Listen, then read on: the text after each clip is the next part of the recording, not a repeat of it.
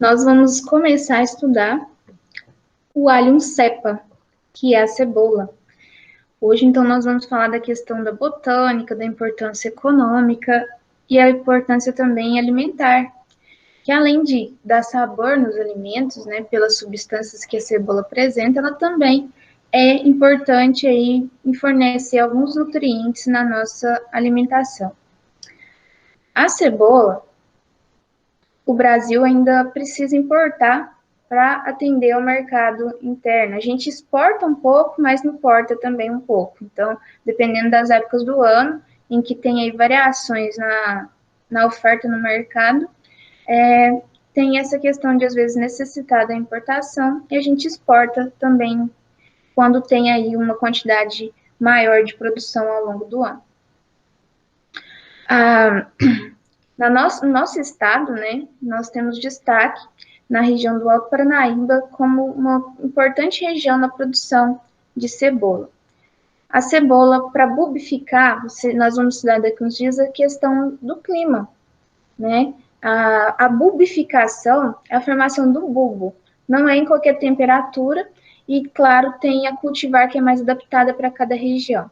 Precisa de condições de clima um pouco mais ameno para o bom desenvolvimento. Não significa que numa região muito quente não vai produzir.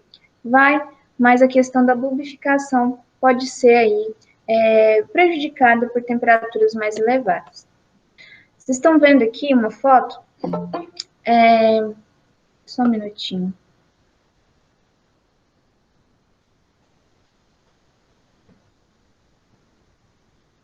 Estão vendo aqui a foto de uma área na região do Alto Paranaíba, né? Feito com semeadura direta. Hoje é uma técnica que está crescendo bastante na questão do plantio de cebola em grandes áreas. As sementes utilizadas nesses campos, elas são peletizadas, feito tratamento de semente, peletizada. O que é peletizada? É colocada uma camada para ela ter um contato maior e facilitar ali a semeadura por meio das semeadeiras, né? Então, para facilitar isso. E tem sido uma forma adotada por muitos produtores maiores, esse tipo de cultivo. Faz a semeadura já direto no campo definitivo. Também tem a técnica, né, de fazer o transplantio de mudas, tá? Produz as mudas e depois vem aqui e faz a semeadura na área definitiva. Mas em áreas mais tecnificadas tem se usado aí a semeadura direto na área, tá? E aqui no nosso estado, na região de Alto Paranaíba, nós temos muitos produtores médios e alguns considerados grandes, né? Então, eles já são bem tecnificados e têm usado essa técnica da semeadura direta. As sementes são de alta qualidade para ser utilizada.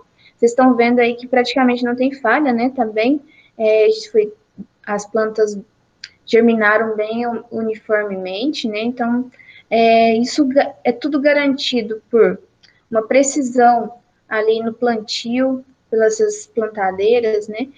Uma qualidade de semente adequada. Isso tudo vai fornecer um estande bom no final aí do cultivo. A parte comestível, né, das cebolas, dos alhos, aí eu faço a pergunta para vocês, né? É um tubérculo, um bulbo ou uma raiz tuberosa? Eu no início da aula falei, né?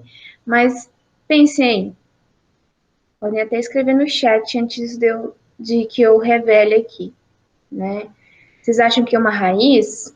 É um tubérculo, assim, como a batata? É uma raiz, assim, como a cenoura? Ou é um bulbo? É um bulbo. Um bulbo? Então, a cebola e o alho são bulbos, tá? Isso mesmo.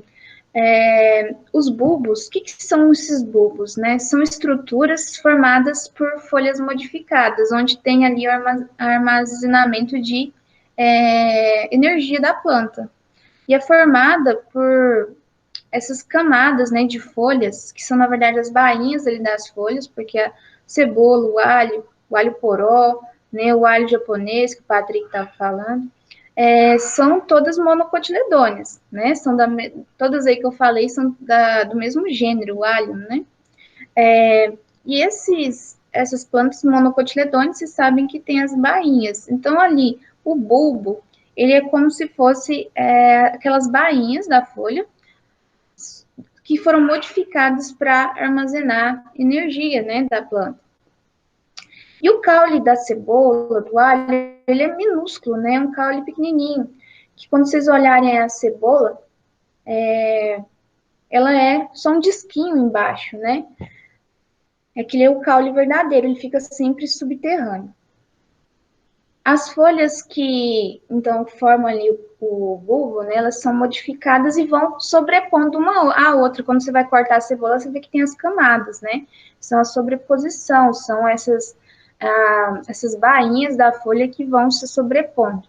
O caule da cebola, ele é subterrâneo. Nessa ilustração aqui a gente consegue ver. Essa parte que sempre quando a gente pega a cebola para usar na cozinha, aí para fazer as suas receitas, a gente corta aquele disquinho que tem embaixo, né? Aquele ali é o caule verdadeiro da cebola. É claro que chega na nossa casa sem as raízes, porque é feito toalete na, nos galpões de limpeza, né? Desses bulbos antes de chegar para nós. Então é cortado. Mas logo abaixo daquele disquinho tem as raízes. Depois vem o bulbo e depois tem as folhas. Só que também chega para nós sem as folhas, porque é feito lá o toalete, a secagem desses bulbos para chegar aqui nas nossas casas, só a parte realmente que nos tem interesse, que é o bulbo, para a gente usar aí nas nossas receitas, e é tão comum de ser utilizado nas nossas casas, né? Aqui mostrando que existe bulbo simples, que é o caso da cebola, né? Que possui uma parte central, que é o caule, e onde todas as folhas, né, as bainhas das folhas que formam aí o bulbo, elas se juntam. E temos o bulbo composto, que é o alho. Cada dente, a gente chama de dente, né, mas cada bulbo que forma esse bulbo composto, né, ele é correspondente a um bulbo. Ele tem essa formação, de uma folha aí modificada, tá? O alho e a cebola, vocês estão vendo aqui o detalhe, aqui está o caule verdadeiro, ó, da cebola e do alho. Então, o alho, um bulbo composto, a cebola, um bulbo simples. Aqui mostrando, né, também o detalhe interno aqui da cebola, que é formado pelos catáforos, que são essas sobreposições da folha modificada, e o alho, que é um bulbo composto, que cada um desses que a gente chama, quantos dentes de alho, né? A gente usa popularmente dente, né? Cada um é um bulbo que forma um bulbo composto. A origem, né? Segundo aí os estudos, o centro de origem da cebola, o alho cepa, é da região que compreende o Afeganistão, Irã e parte do sul da antiga União Soviética. Pertence à família Aliaceae, juntamente com as outras espécies, como eu falei, como o alho poró, alho japonês, e é classificada, então, a espécie, né, da cebola é Allium cepa. Aqui mostrando outras olerícolas que são do gênero alho, o alho poró, a cebolinha de folha, são aí todos do mesmo gênero, mas, né, aqui o alho sativum, alho poró, alho porum, a cebolinha de folha, alho pistolosum. A cebola, para ela naturalmente produzir bulbo por semente e depois as sementes através dessa planta que vai desenvolver, ela é considerada de ciclo bienal, né? Mas nos campos a gente não quer semente. Tem os campos específicos para produzir a semente, mas no campo de produção comercial não quer semente, que é bulbo. Então, o plantio ele é considerado aí anual, né? E depois nós vamos falar do ciclo da cebola, quanto tempo ainda demora entre o plantio e a colheita. Mas para considerar nos campos de produção, aí ele vai em um ano, né, produzir o bulbo e depois, com as condições climáticas adequadas, produzir as sementes. As folhas da cebola, assim como da cebolinha, todo mundo já viu, né, quando vai cortar ali na cozinha, né, elas são ocas, e elas têm uma camada cerosa nessas folhas, né? Elas são arredondadas da cebola e da cebolinha, né? Arredondadas e ocas no meio. O bulbo, ele é formado pela sobreposição das bainhas, como eu falei, né? Das folhas. Essa sobreposição forma aquela parte que é usada por nós. A gente chama aí de cebola, né? O sistema radicular, assim como todas as monocotiledôneas, a cebola é uma monocotiledônea, ele é fasciculado. Ele alcança até 60 centímetros de profundidade no solo, não é muito profundo, né? É uma planta pequena também. A, o bulbo, por fora, ele é envolto de uma túnica brilhante. Quando chega na nossa casa, a gente descasca e tira aquela parte que protege, né? Ele tem coloração variável, desde uma coloração meio cobreada, depende até arroxeada, depende do tipo de cebola. Tem cebola branca, cebola roxa, né? Então, é uma proteção desse bulbo, né? Contra micro-organismos no solo, porque ele desenvolve no solo. O caule verdadeiro, como eu mostrei, né, ele fica ali na base do bulbo, que a gente chama de prato, né? Esse aqui é o caule verdadeiro. No Brasil, a cebola se destaca ao lado da batata, do tomate, como lerícolas economicamente aí muito importantes com relação ao volume que o Brasil produz, né? Juntos aí, a cebola, a batata, o tomate, são mais de 1 milhão de toneladas por ano, gerando muito emprego, muita renda, porque são culturas que exigem muita mão de obra, tá? A colheita da cebola exige muita mão de obra. Quando é feito o plantio, ali por mudas, exige muita mão de obra. A gente sabe que hoje os produtores maiores, né, como eu disse, estão optando pelo plantio, a semeadura já direta na área definitiva. Isso reduz muito o uso de mão de obra, mas é uma cultura que na hora da colheita vai exigir mão de obra, né, para retirada desses bulbos lá no campo. A produção, eu vou mostrar para vocês daqui a pouco um mapa, já vou mostrar agora aqui, mostrando as principais regiões produtoras de cebola no Brasil.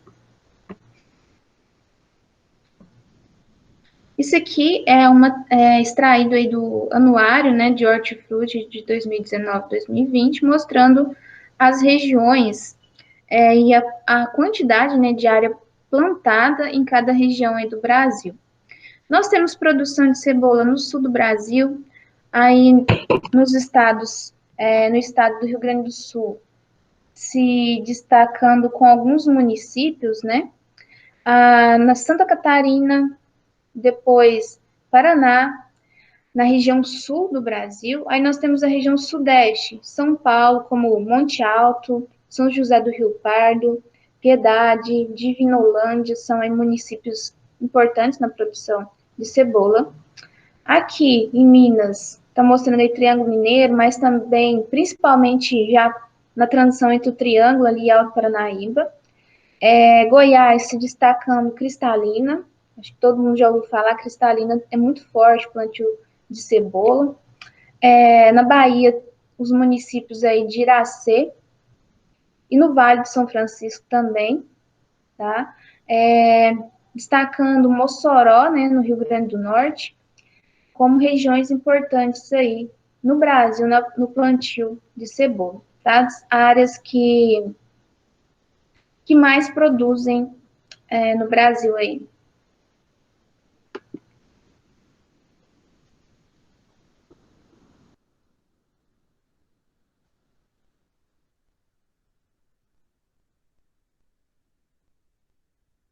Como eu estava falando para vocês, é uma cultura que gera muito emprego, porque demanda muita mão de obra, né?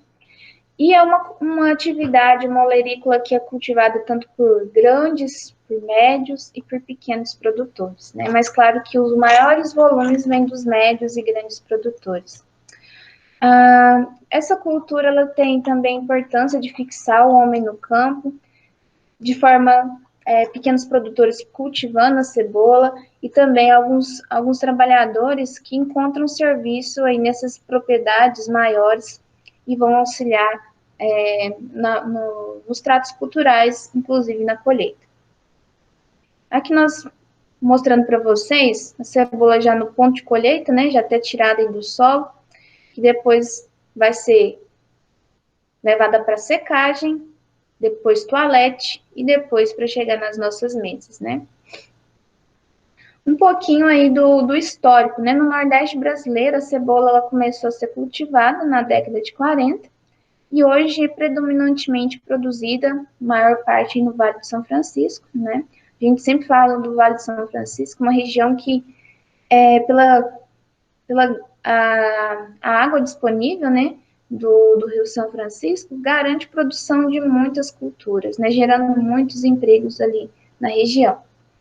A nível mundial, isso aqui são dados de 2014, né, não estão tão atualizados, mas aqui mostrando que o Brasil fica em nona posição com relação à produção em toneladas aí. Depois, em primeiro vem a China, a Índia, e em terceiro estava os Estados Unidos. Aí, falando especificamente do nosso estado, né, dos estados brasileiros, Minas Gerais está em terceiro, ficando atrás de Santa Catarina e Bahia. Depois vem quarto São Paulo, dados de 2015. Aqui mostrando ao longo dos anos a área colhida, né, de cebola no Brasil. Tem aqui a avaliação, segundo a IBGE, né, de 2012 até 2015, com relação à área, tá? Vocês podem perceber que em 2012 a área era maior, que 68,9 mil hectares, e em 2015 era 56. Só que o que a gente percebe, a produção aqui em 2015 foi de 1 milhão aí de toneladas, 1 milhão e 500, e aqui em 2012 foi de 1 milhão e 200. Isso se deve, reduziu a área, mas aumentou a produção porque aumentou a produtividade em quilos por hectare. A produtividade média, considerando aí que tem regiões que têm uma produtividade muito baixa, mas regiões que chegam a produzir muito bem, até 50 toneladas por hectare, né, que aqui está em 1.000 quilos, né, mas aqui 26 toneladas, aqui 17. Isso se deve porque melhorou muito a característica das cultivares mais modernas, os tratos culturais, adubação, tudo isso vai tendo melhorias que influenciaram em produzir mais por área. Então, por mais que tenha reduzido um pouquinho a área, produziu mais ao longo desses últimos anos, porque aumentou a produtividade por hectare. Tá?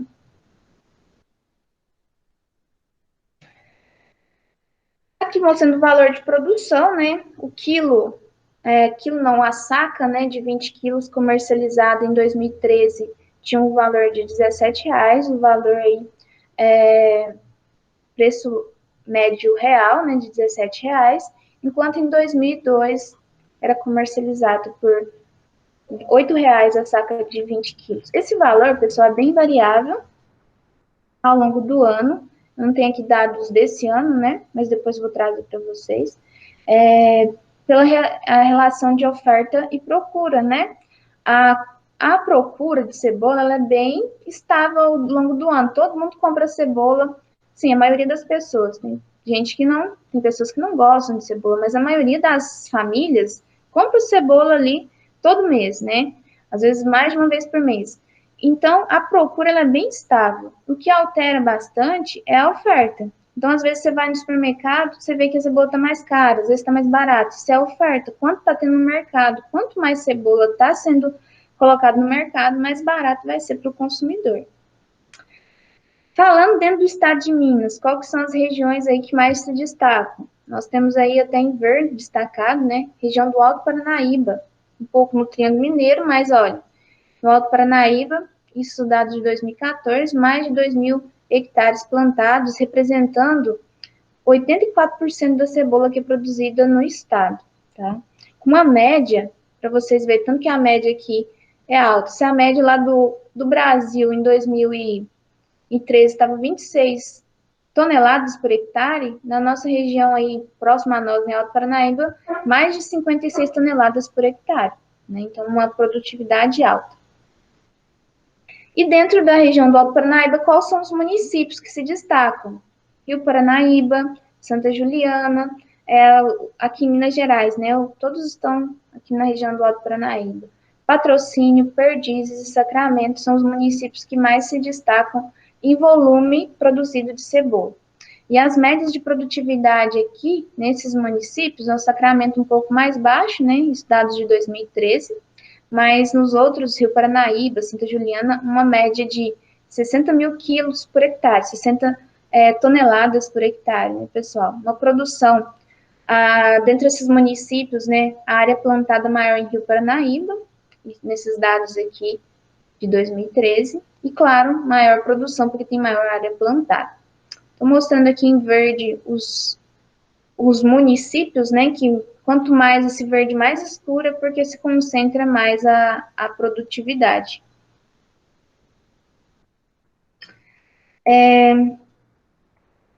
Aqui mostrando, né, mais aproximado, a região do Alto Paranaíba, que está o triângulo, aí já começa Alto Paranaíba, e mostrando os mesmos dados que a gente falou, só que aqui incluindo Indianópolis, né, que é no triângulo que também tem uma área plantada, mostrando aqui no Triângulo Mineiro o destaque desse município de Indianópolis, né, com uma área uma área de 160 hectares, isso dados de 2014, uma produção de 9 mil toneladas, e 60 mil quilos por hectare a sua média de produção. A média de Minas, olha, a média nacional que a gente mostrou lá era de 26 mil quilos por hectare. A média de Minas é 55 mil quilos por hectare, né? Então, a Minas Gerais tem aí uma produtividade boa, né? Uma relação em produção boa pelo clima, então isso facilita bastante. Com relação às exportações de cebola, como eu disse para vocês, nós não somos, temos aí épocas que a gente exporta, mas acaba que nós também temos que comprar cebola de outros países. Aí vocês observam alguns picos de exportação em 2007, por exemplo, 2011, que teve aí uma exportação maior, né, considerando aí em valores, né, em 8 milhões de dólares em valor de exportação de cebola em 2007, mas em 2014 bem baixinho, né, a 671 mil dólares com exportação da cebola. Então depende dos anos, mas nós ainda precisamos, a gente exporta às vezes um pouco, mas a gente também precisa comprar quando está faltando cebola aqui no Brasil, tá? Isso aqui são os dados de evolução de dados de exportação ao longo dos anos e de importação. Observe que a gente importa mais. Ó, vamos pegar um ano aqui mais recente, 2010. Nós exportamos 1.000 toneladas. Nós importamos 242 mil toneladas de cebola, né? Então, a gente acaba que, pelo grande consumo no Brasil, e ainda não ter muito produtor, relativamente a gente precisar de mais produtor cultivando cebola para abastecer o mercado interno, acaba que tem que comprar de outros países. A importação da cebola brasileira, a maior parte vem da Argentina, 88%, vem dos nossos vizinhos aqui. E a cebola, principalmente a forma de importação, ela é in natura, né? O Brasil não existe mais aquele período de entre-safra, tá? Não tem aquele período que não planta cebola no Brasil. Por mais que a gente ainda não seja autossuficiente, mas estamos aí ao longo do ano tendo plantio e colheita de cebola. A safra da cebola se estende ao longo dos anos, ao longo do ano, né, em todos os meses do ano aí nas regiões brasileiras. A produção do Rio Grande do Sul, ela é escoada para o mercado, ela vai para o mercado brasileiro, principalmente nas épocas no período de novembro a junho. A safra de Santa Catarina e Paraná, de outubro a maio. As safras do Sudeste, que aqui, estado de São Paulo, Minas Gerais, e do Nordeste, dos estados de Pernambuco e Bahia, abastece o mercado durante o ano inteiro. Tem cultivos durante todo o ano nesses estados aí. A safra de Goiás ela é vendida no período de maio a setembro. Entretanto, o mercado nacional continua dependente da cebola de outro país, principalmente da Argentina, porque nós temos meses que tem uma produção maior, que conseguem abastecer o mercado, e tem épocas que, por mais que tenha produção o ano inteiro, não consegue satisfazer o consumo nacional. Então, por isso que tem que importar. E por essa flutuação de oferta aqui no Brasil, né, nós temos diferentes preços em diferentes épocas do ano. Passem a reparar preço de cebola. Tem época que está um preço bom, né, barato, né, consideravelmente barato. Tem época que você assusta e na hora de comprar cebola. Então, esses preços variáveis é sempre de acordo com a oferta desse produto aí no mercado. Apesar dessa relativa instabilidade da cebola no mercado, existe muita oportunidade para o produtor crescer, para produtores plantarem mais, né? Só que um problema ainda é porque a cebola que vem da Argentina, ela é muito competitiva, ela chega a um valor muito barato aqui. Sim, vamos falar um valor que às vezes o produtor brasileiro não consegue competir com o preço da cebola que vem da Argentina. Isso ainda é um limitante do aumento de áreas, certo? Porque o produtor brasileiro ele podia crescer muito mais, plantar muito mais cebola, só que a cebola que vem de fora, ela chega num preço muito bom aqui, o que torna muito competitiva. E o produtor brasileiro, às vezes, não consegue pôr a cebola dele no mercado ao mesmo valor. Então, por isso que desestimula um pouco o produtor a crescer, a aumentar essas áreas de plantio.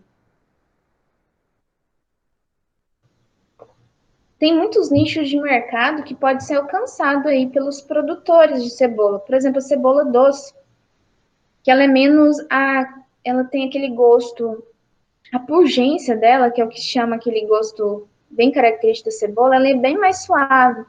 E é bem usada essa cebola doce, né, para sanduíches, para saladas.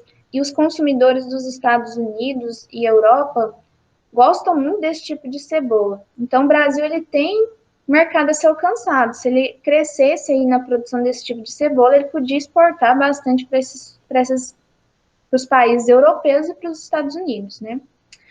As cebolas altamente picantes, altamente pungentes, né, purgescência alta, elas são preferidas para os mercados asiáticos.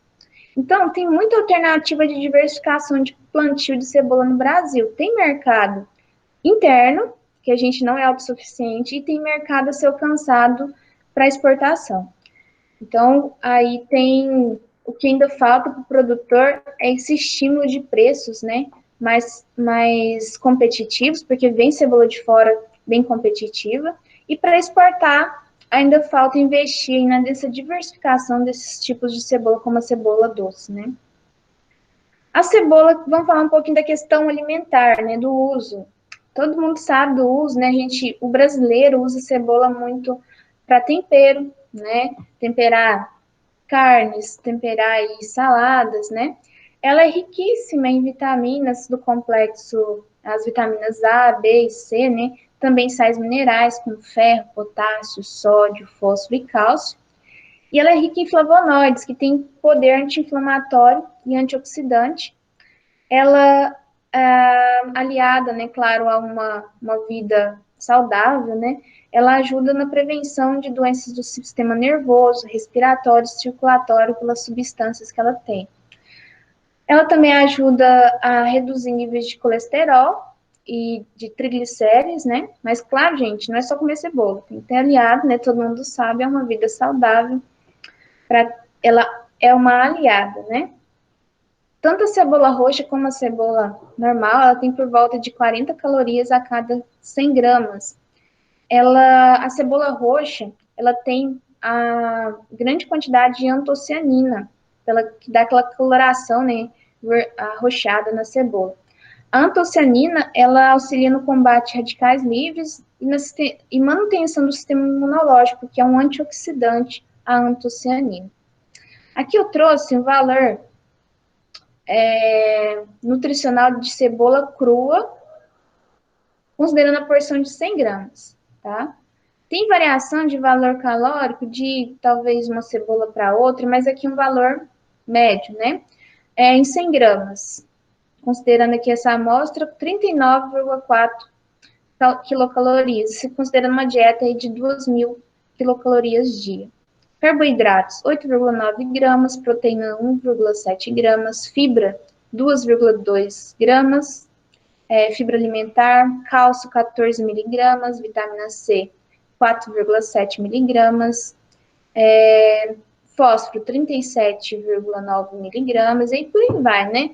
Magnésio 11 miligramas, ferro 0,2 miligramas, potássio, uma considerável quantidade de potássio, né? 176,1 miligramas, zinco 0,2 miligramas, cobre 0,1 e sódio 0,6 miligramas. Então, assim, tem muitos minerais, vitaminas, né? Importante fibra alimentar também. Então, e além de dar sabor no alimento, que eu acho que é o que mais prioriza o seu uso. Nós temos aí alguns tipos de cebola que eu trouxe aqui para a gente ver a imagem, né? A cebola doce, que ela é muito usada para fritura, nos pratos, por exemplo, gratinados, vegetais assados, o onion rings. A cebola roxa é muito boa para comer ensaladas, sanduíches, guacamole. A cebola branca, usado para molhos, para refogado, chutneys, eu não sabia o que era isso, aí eu procurei aqui, né? Esse é um condimento agridoce, às vezes apimentado, muito usado aí na culinária indiana. A cebola amarela, que é uma das mais comuns da gente ver no mercado, né? Que ela tem esses catafos, essa proteção externa amarelada. E por dentro ela tem ela é amarelada também, levemente amarelada, né? A parte que a gente usa. Ela é mais versátil, ela vai bem no preparo de carnes, de refogados, de molhos, sopas, ensopados. E tem a xalota, que é boa para compotas, é boa para ser usada em vinagretes, omeletes, guarnições, só mostrando aí a diversidade que nós temos, né? E que para cada grupo desse tem uma grande quantidade de cultivares, né? De cebola roxa, de cebola amarela, que nós vamos estudar daqui uns dias. Eu trouxe aqui uns dados mais atualizados de perspectivas, né? De cultivo e perspectivas econômicas.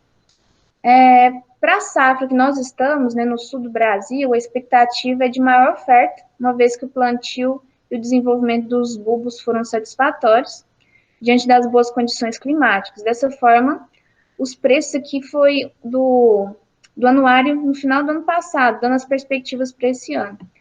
Acredita-se que, diante dessas maiores produções, os preços devem ser mais baixos, porque maior oferta.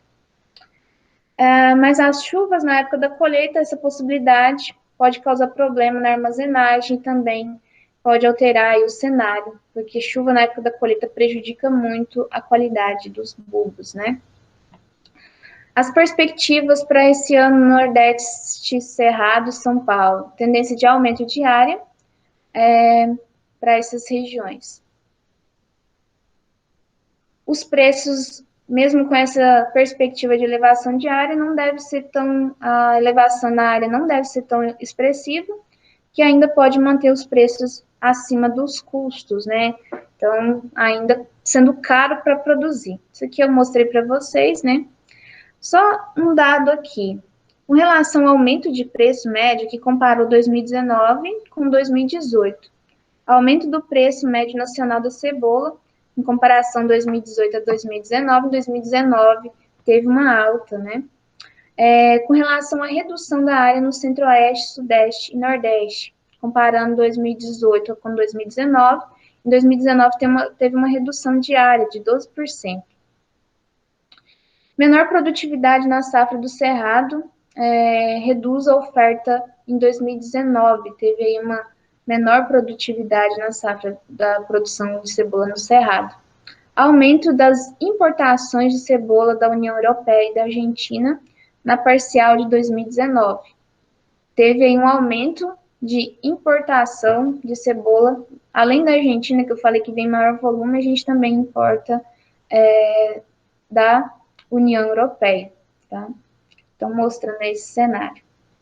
Esse outro aqui, eu trouxe esses dados aqui também do anuário de hortifruti, né, que ele é referente a 2019, 2020, mostrando uma questão da área de hortaliças de 2019, né, que foi observado em 2019 com relação às áreas de cultivo de hortaliças.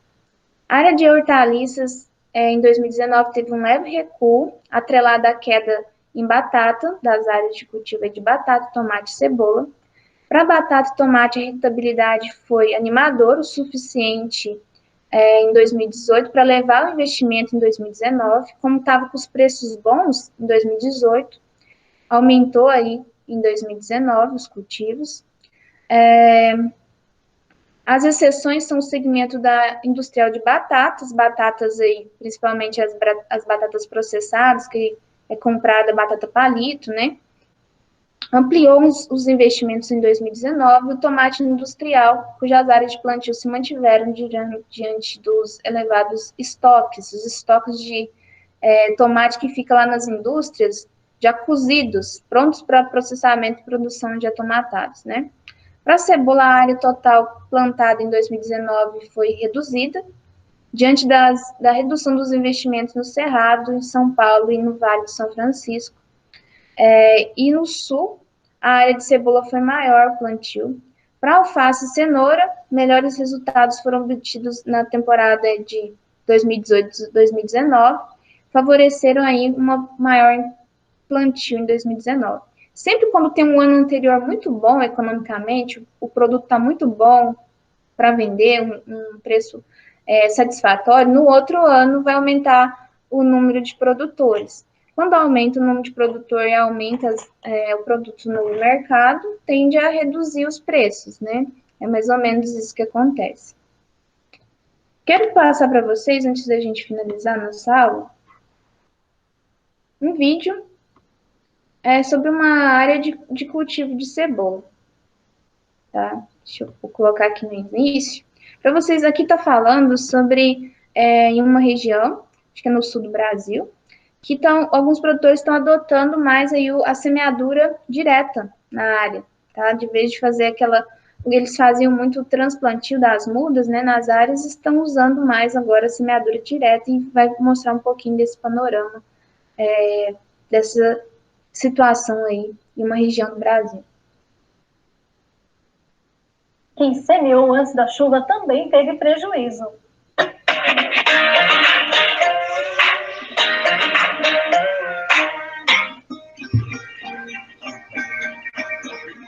O sol brilhou forte, a terra começou a enxugar e o que se pôde ver foram muitas máquinas nas lavouras. No Rio dos Tigres, no São Martim, em Aurora, o Gelson aproveitou o tempo firme para começar a semeadura direta da cebola. Eu já faço semeadura já há uns 5, 6 anos, né?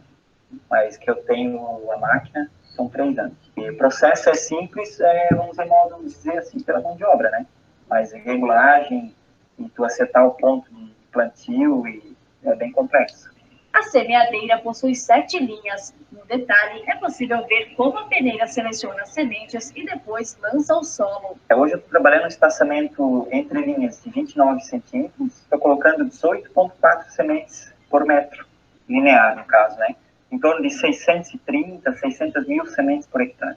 A semeadura direta ganhou mais espaço na produção de cebola depois dos constantes problemas enfrentados com a mão de obra, redução do número de pessoas nas famílias, principalmente por causa do êxodo rural, e também as normas trabalhistas, que tornaram mais rígidas as contratações de funcionários. As empresas também se modificaram neste sentido, seja na fabricação de máquinas para auxiliar na semeadura, como também no melhoramento das sementes. Então, ela é uma semente que ela já vem tratada com fungicidas, né? E com um polímero especial para sementes que é utilizado para esse tipo de semente. Dá bastante diferença da outra, porque fica mais fácil para regular a máquina, né? E a semente é padronizada, então ela, quando nascer uma semente, vai nascer todas elas, então o padrão da semente é que faz a grande diferença na semeadura direta. E essa semente, ela é sob encomenda. Os agricultores encomendam nas nossas lojas agropecuárias que são parceiras, a gente trata ela na Agritul, né? e entrega posteriormente nas revendas que entregam para os agricultores. Este investimento em tecnologia das empresas aumenta a confiança no sistema. Por isso, as áreas com semeadura direta estão aumentando a cada ano. Hoje, 35% a 40% da semente comercializada pela Agritur, nos 3 estados do Sul, Santa Catarina, Paraná e Rio Grande, é essa semente peliculizada para semeadura direta. Devido ao tratamento que ela é feita, né, na origem, então isso já ajuda bastante nas doenças de solo, né, no estágio inicial, né, do desenvolvimento dela. Se tu acertar certinho o manejo de stand, de população, ela pode render mais do que a convencional, no caso. Né? O Gelson também tem cebola nos canteiros no modo convencional. Na semana de chuvas, muitos deles foram danificados por causa da correnteza, já que os valos não deram conta. E tem agricultor que vai ter que refazer o trabalho. O alto índice de chuva que aconteceu na região aqui fez com que produtores que tivessem semeado antes da chuva, tendo que agora refazer novamente a semeadura. O problema do excesso de umidade é também o tombamento, doença provocada por fungos que ataca desde a germinação até a fase em que a cebola coloca a terceira folha. Em 2014, esse foi um grande problema do início de safra. Muitos casos também foram registrados na sequência de dias chuvosos. A expectativa é de que agora em diante o tempo melhore e auxilie os produtores na reta final da semeadura, tanto nos canteiros como na lavoura. Além da semeadura direta, nós temos uma gama grande de produtores que fazem canteiros, que também fazem a utilização dessa semente, tá? Porque ele tem um rendimento maior de muda. O que eu tenho em canteiro, as mudas mais velhas lá embaixo são Alvorada, Rainha e Safira, que são para replante, e essas muda mais nova que é Ômega e Salto Grande. Essas são para plantio convencional com a Rotocar, no caso. E a semeadura direta aqui eu estou fazendo a Poranga, tenho Alvorada, um pouco de Vale Sul, né? E a Rainha e a Safira.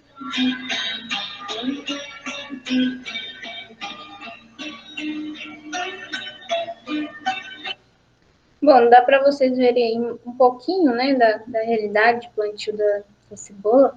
Aí na região sul do Brasil, vocês viram que está crescendo muito a questão da semeadura direta. E falou um pouquinho da questão climática, né, que choveu logo depois da semeadura. Aí deu muito problema com tombamento. Lembra que a gente estudou o dumping off, né? Uma doença lá do grupo 2, considerando as classificações segundo o McNeil, né? São doenças que afetam a fase inicial do desenvolvimento da planta, né? Então, falando também da questão da semente peletizada, que facilita muito ali na hora de fazer o plantio, de regular a máquina, de cair certinho na profundidade adequada. Então, a semente peletizada ela é uma semente com uma camada para tornar a superfície de contato dela maior, porque a sementinha mesmo da cebola é bem pequenininha. E para fazer essa semeadura aí no campo, facilita muito a semente peletizada, né? Alguma dúvida com relação ao conteúdo?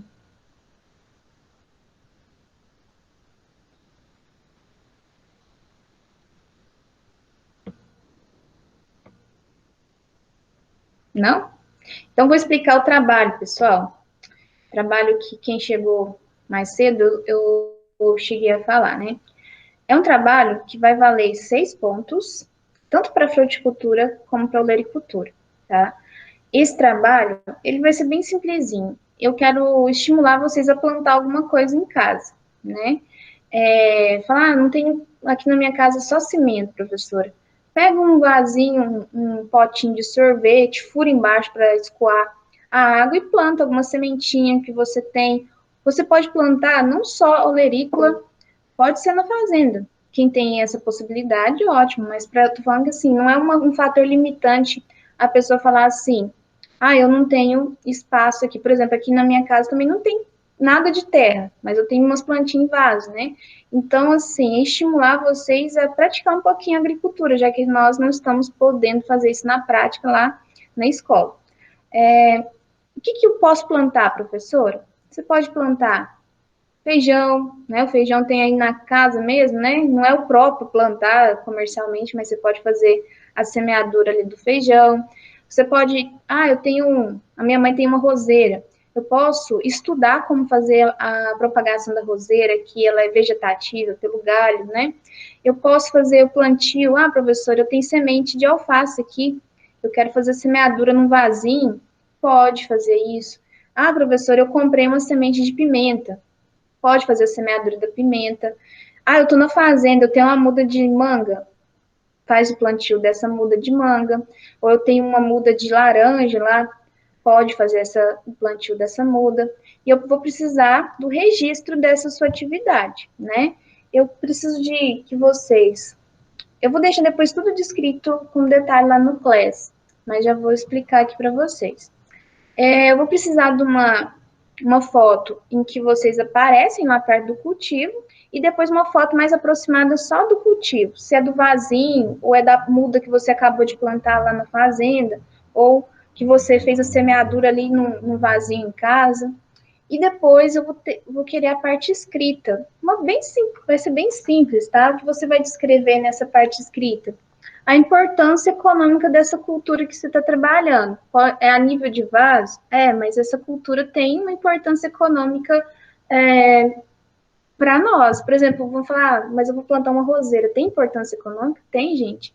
A Olambra, né, em outros municípios brasileiros, vivem em função do plantio aí de flores.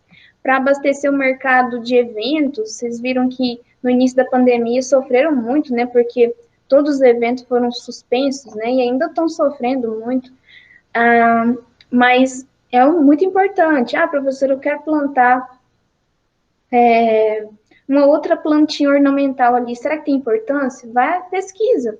Plantas ornamentais se movimentam muito a economia. Tem municípios brasileiros, como eu disse, um que eu estou lembrando aqui, Olambra, né? Movimenta muito a economia com a questão de plantio de flores. Aí você pensa, vou plantar um feijãozinho aqui no vaso.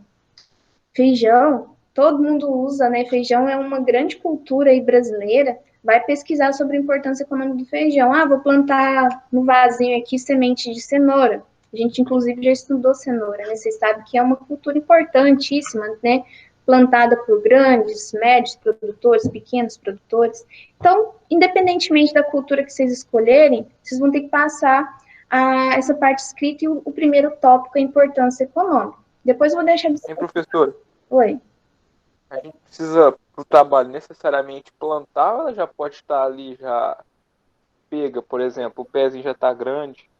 Se for um cultivo que você fez recentemente, que você até descreveu que fez aí a semeadura do alho, né, do alho japonês, também pode ser, tá? Aí tira a foto ali do cultivo, você tem que aparecer na foto, e aí você pode até explicar na parte escrita que foi semeado recentemente, tá? Se foi você que auxiliou, ótimo. Porque, por exemplo, professora, que tipo, o alho, eu acho que não tem esse alho japonês, acho que não tem tanta importância econômica.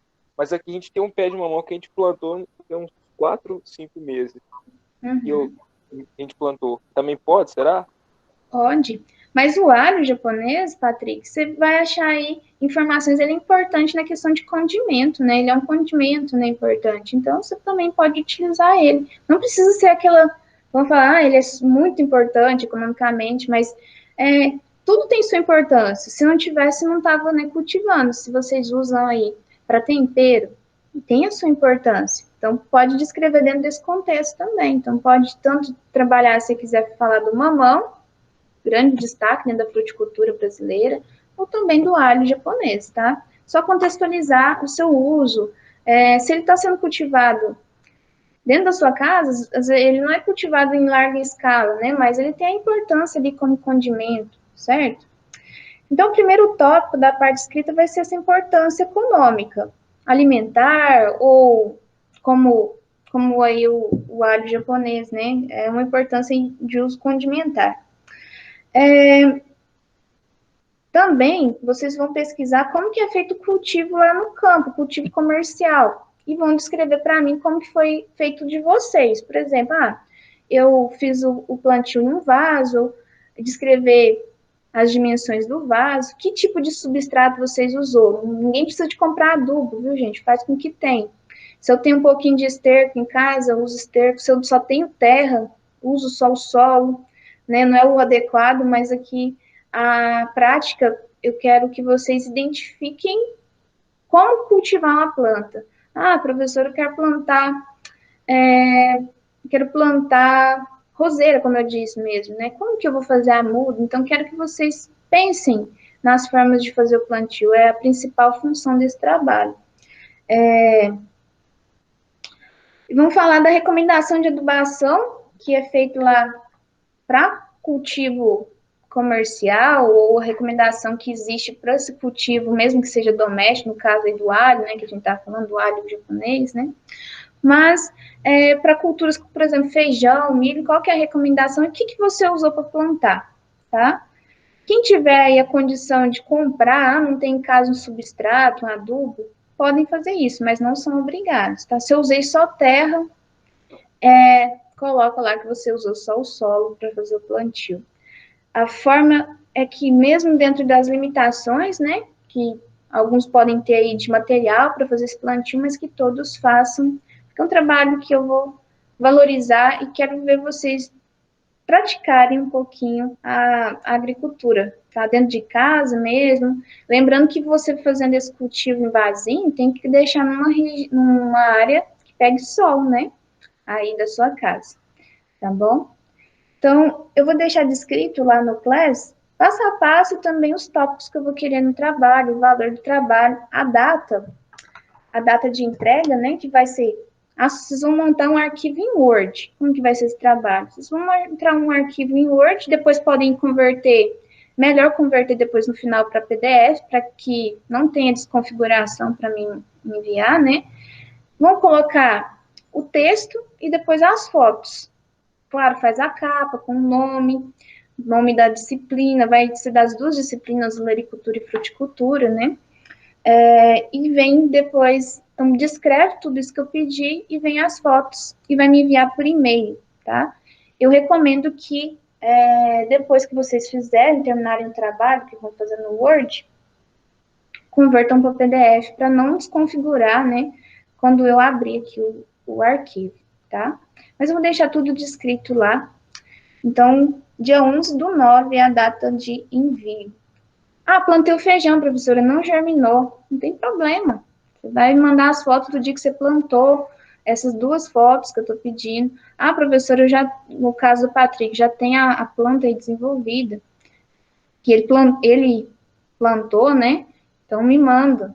Tá? Tem que estar perto, tem que ser uma foto você perto da planta e uma foto só da planta ali no detalhe. O Neto tá perguntando se pode ser na fazenda. Pode, Neto?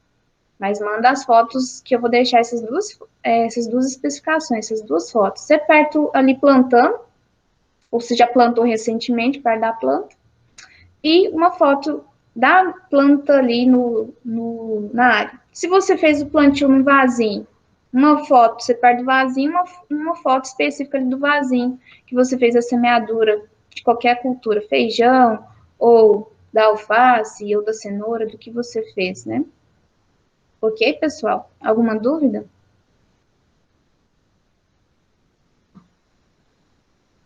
Tranquilo, senhora, só isso mesmo. Então é isso aí. Vou finalizar então nossa aula. Agradeço vocês a presença. Amanhã nós nos encontramos na aula de fruticultura, tá bom? Um bom dia para vocês. Quem já puder, já comece a trabalhar aí nessa atividade. E nos encontramos então amanhã. Boa tarde. Se cuidem aí. Até amanhã, doutora. Tchau, professora. Tchau. Tchau, professor. Tchau. Até mais, pessoal.